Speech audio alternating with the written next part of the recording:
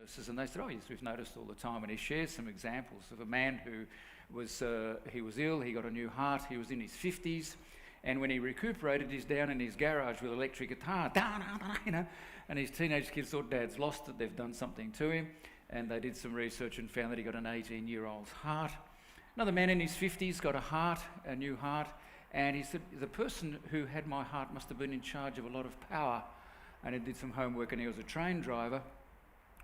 And forgive me, but this is in the book, a lady got a new heart, and when she recuperated, the husband noted that she had a little bit more energy at night time, a bit more involved in nighttime activities with him, and they did some homework, and she got the heart of a prostitute who had died on the street.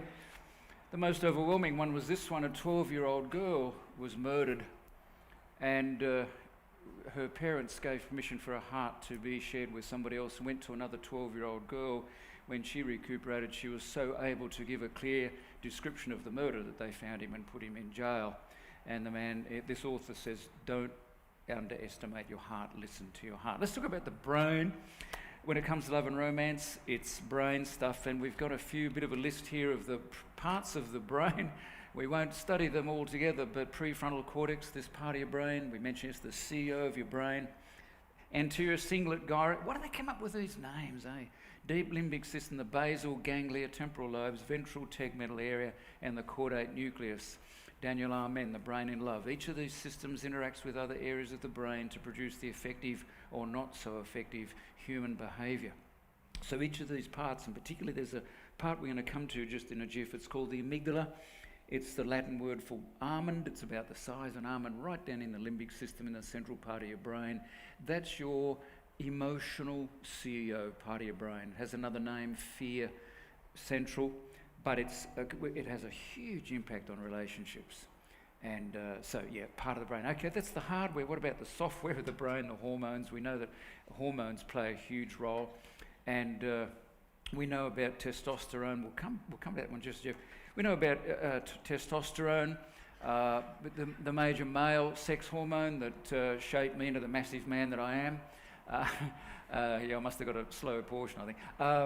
Testosterone is the hormone that drives us to meet, mate, and procreate. Ladies, you have some testosterone, but you especially have estrogen, which shapes you to being the beautiful people that you are. And they play a key role, but there's also a number of other key hormones, vasopressin, epinephrine, norepinephrine, oxytocin, serotonin, they all play a key role. Here's one, oxytocin, known as the love hormone. Do you know the other name for oxytocin? Cuddle hormone. Ladies, you have more oxytocin in your bloodstream than men, right? It's who you are.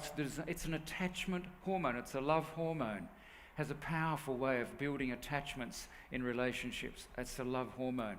And it provokes feelings of contentment, calmness, and security, which are often associated with mate bonding. And this part of vasopressin is linked to behaviour that produces long-term monogamous relationships. The differences in behaviour associated with the actions of the two hormones may explain why passionate love fades as attachment grows. Let me just talk a bit about this. The research is suggesting that the hormones that shape us or push us into and help us build a relationship actually change. And then between about 6 months and 2 years after we initially fall in love, that euphoric state where we just go crazy and all we think about is our partner, that's all we've seen, we're just in this, I'm in love, and it just drives us, which is wonderful. But we can't sustain that, right? We can't sustain that level of drive. And there's a shift. The research shows that there's a shift in our brains, in the hormones, and vasopressin kicks in to start heading us towards a long-term committed relationship. I think it's fabulous. So it raises in one low and it drives us into a relationship. Let's have a look at this next statement. Many theories of love propose that there is an inevitable change over time from passionate love to what is typically called companionate love or compassionate love. Love that is deep but is not as euphoric as that experienced during the early stages of romance. That does not, however, mean that the spark of romance is quenched for long married couples. Good news, if you were married here for quite a few years, I'm up to 48, it's scary, it's wonderful. It's neat, we don't lose that joy of relationship. But there's a switch, and I think it's just significant for relationships. Let's have a look at this next one. A lot of unnecessary divorces and relationship breakups can occur during this time because people mistake the lack of intensity and euphoria as a sign that they've fallen out of love. Also, because individuals may feel a withdrawal from the chemicals of infatuation, they may look for other sex partners, alcohol, or or other substances to try to recreate the high. Understanding this phenomena in advance can really help partners anticipate this stage and help them move into the next phase of trust and commitment where true love really begins. Isn't that exciting? That's kind of cool.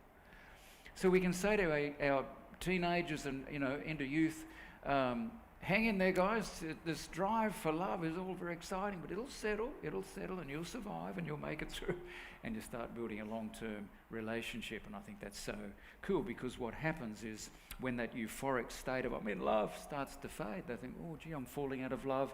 So they, as it suggests, find a new partner to sort of get it going again. But no, it's the brain saying, let's survive. Let's look at the triangular theory. As you can see, we're just doing little pieces of jigsaw here. This is Robert Sternberg's triangular theory of love. It's well known. I've met Robert Sternberg. He was at Tufts University for a while, then he moved. Lovely guy. Every day he came to lectures, he would have a different coloured tie. But he suggests that there's these three components of love. And I recommend this model to you. If someone says, what's love? You can say, yes, it's this. It's intimacy, commitment, and passion. What do we mean by intimacy? I think I've got a next slide here. Okay, intimacy refers to feelings of closeness, connectedness, and bondedness in loving relationships. Now, sometimes when we think of intimacy, we think of sexual relationship. That's only part of it. When we know somebody really well, get to know them deeply, we're talking about intimacy. That broad sense of, just deep sense of connection. That's what he means by intimacy. And then passion refers to the drives that lead to romance, physical attraction, sexual consummation, and related phenomena in loving relationships. So without passion, there's no fire, and that's what fires us up. And then finally, commitment. A decision means different things in the short and long term. In the short term, it refers to the decision that one loves a certain other, and in the long term, it refers to one's commitment to maintain that love. So when you think about that, I think that's a neat little package of love. So if you just have intimacy with somebody, that is, again, a deep sense of liking, you like this person, that's really what we're talking about. You like this person. And you've got to know them very well, but there's no passion and there's no lifelong commitment, right? So you like that person. Passion is most probably what we generally refer as infatuation, where you've got the hots for somebody. You know, there's a lot of heat in this relationship, but there may be no intimacy. You don't know each other well, and there's no commitment. So, it can be this short fling with somebody. We call it love, but really, it's just what we might call infatuation. And then commitment decision. I can make a commitment to somebody.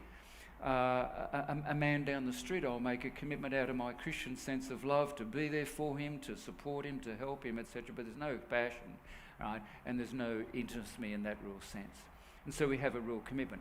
When we put them all together, we have a deeper picture of love. So just intimacy is liking, just passion, infatuation, and just commitment, what he called empty love, which I think is not a real good phrase, but empty love. Romantic love is passion and intimacy. Companionate love is intimacy and commitment. Fatuous love, passion and a bit of commitment, but consummate love, passion, intimacy and commitment. So I commend that little model to you.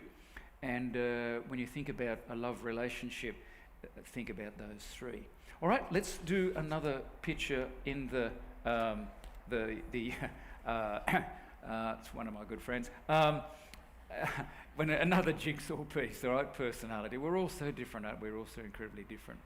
And for many years, we would refer to personality as, have you heard the terms sanguine, choleric, those terms? Generally not used quite so much now. We talk about the big five. And personality is generally called, or referred to now in the terms of the big five, and here they are. And we won't spend a lot of time. I just want to paint this little picture for you. We've got a lot of ground to cover. Openness is appreciation for a variety of experience. So if I'm on the openness continuum scale over here, I just love variety of experience. I'm always searching for new things to do, and I just love that. But if I'm over this side, I would be somewhat closed. I'm kind of just happy with regular and what's just safe and kind of secure over here.